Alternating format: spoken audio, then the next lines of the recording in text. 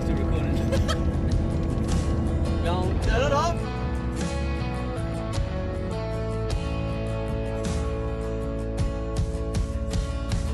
Is this all that you dreamed it'd be? Hey guys, so we're back on the black stuff. Just finished pumping the tyres back up to highway pressures. And we're just heading towards Maree, which is the southern part of the Oodnadatta Track. We're not going to do the whole 600 k's of it. We're just going to do about 200 k's up to William Creek, and then we're going to cut in westward towards Coober Pedy, and hopefully have a night or two around Coober Pedy, and then keep heading north towards Darwin. So we'll get some drone footage on the way once we hit the Oodnadatta Track, and yeah, talk to you soon. Ending up here, ending up with me. The Oodnadatta Track follows a traditional Australian Aboriginal trading route. Along the track are numerous springs feeding water from the Great Artesian Basin, the most accessible examples being the Mound Springs near Coward Springs. Later, because of the availability of water, the route was chosen for the steam train powered Central Australian Railway, the original route of the GAN. Now we're building bridges as far as the eye can see. And I never thought I'd find anything close to all that I knew you would be. Ain't it beautiful? Darling, beautiful. Hey guys, another 2 hours or so since we last spoke to you. We just stopped off in Maree, which is basically where the Oodnadatta Track starts, and actually also where the Birdsville Track starts that heads towards Queensland. We stopped in, we didn't need any fuel, but we just stopped at the servo just to ask the lady there what the track was like condition wise. I had a bit of a sticky beat online earlier, and I think the closest update about the condition of the track was about a month ago. And so much can change on these tracks in that amount of time, so it's always best to check with the locals. We nearly did a track from Balladonia, which is in WA, about 100 k's east of Esperance, and you can basically cut out about 400 k's of the loop from Esperance all the way up to the Eyre highway. And the lady at the local pub there said that it wasn't very nice going, so it was up to us, and we chose not to do that one, but we're doing this one today, and we're heading to a place called Coward Springs, which is about 130 k's away. So we've got another little bit of driving, sort of sitting on about 75, 80, because the track's pretty good, but you know, we might have to slow down to 40 or 50 depending on the condition and that. Haven't seen anybody yet, but we've only been on the track about 10 minutes. But yeah, so looking forward to getting to Coward Springs, and we'll check in when we get there. Darling, it's beautiful when you're here next to me.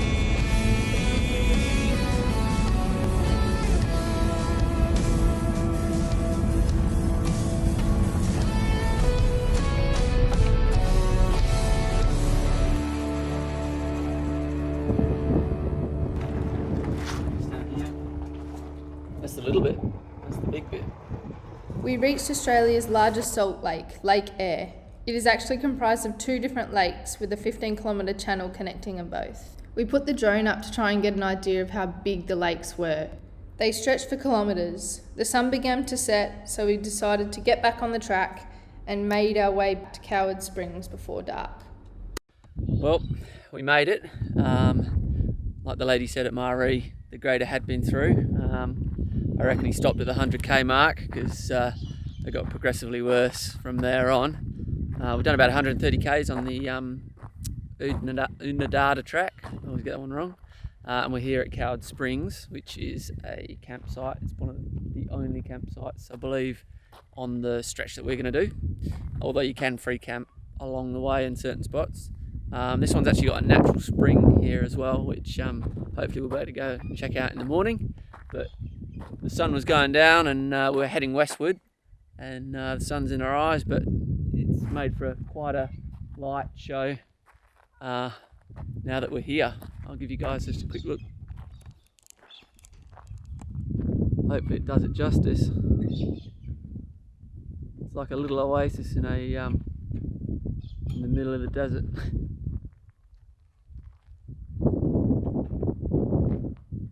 We settled into the overflow site, set up camp and got some dinner ready. We ended up having an early night as we planned to get up early morning and beat the crowds for an early morning swim.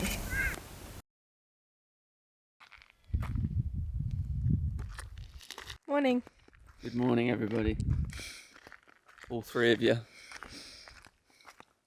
Hello, Mum. It's about 7:15. Following day, we thought we'd try and beat the crowds because the campsite's full, and get to the spring early.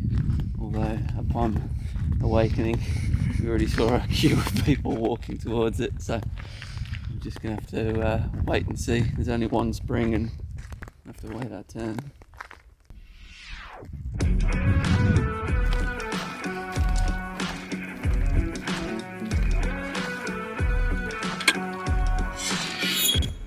After a quick dip in the spring, we had a coffee and some brekkie.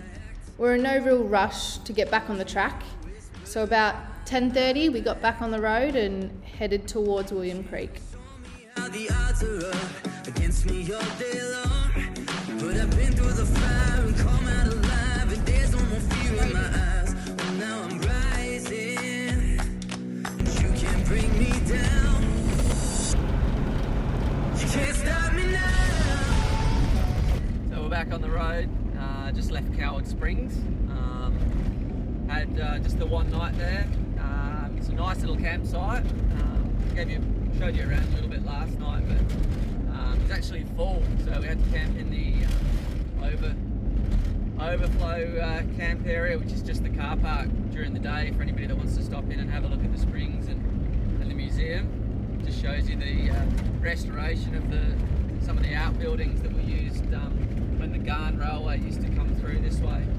We went in the natural spa, which is actually not natural, but very nice and enjoyable. Quite cold once you got out. But yeah, it's slowly warming up for the rest of the day. Heading to William Creek, which there's a pub that we have to stop in at apparently, which is only the right thing to do.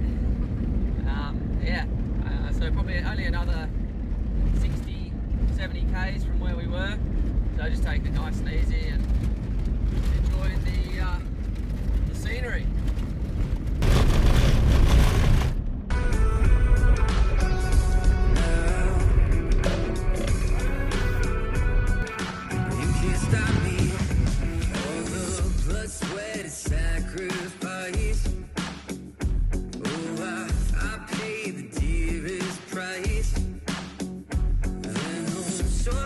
For destiny, I'll take the long way proud. Oh, I know what I've earned, and now it's my turn. Lighting the fuse, let it burn. My time is rising, and you can't bring me down. Can't stop me now. Can't stop me now. My feet have come too far for you to tie them to the ground. Can't stop me now. Can't stop me now. Send my side.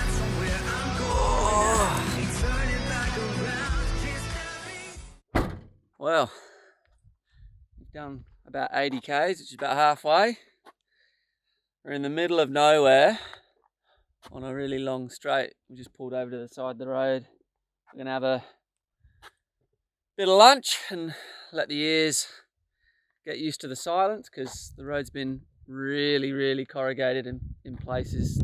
And if anybody has ever travelled in one of these Land Cruisers, they'll know that they're not the most comfortable thing to travel in, especially on corrugated roads. Everything shakes, everything rattles, but it's holding up pretty well so far. We got the tyres let right down to try and make it as smooth as possible, but even still in some spots it's almost unbearable. So yeah, we'll just have a bit of lunch and refresh and get back on the road.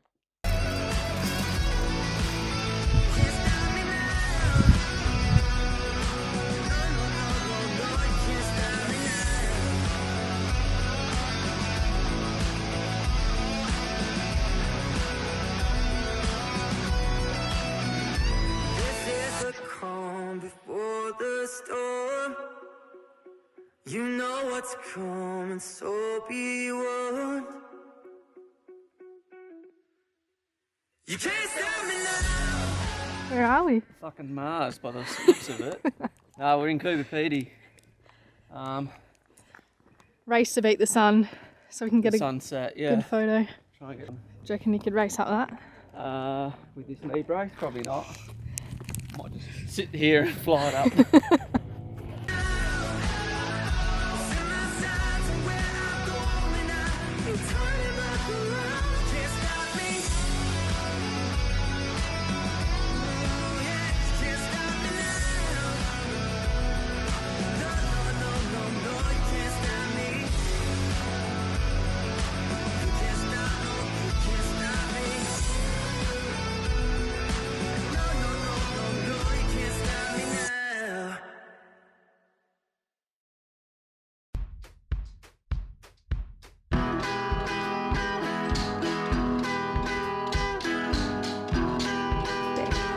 We're at the Old Timers Mine, about to do the self-guided tour.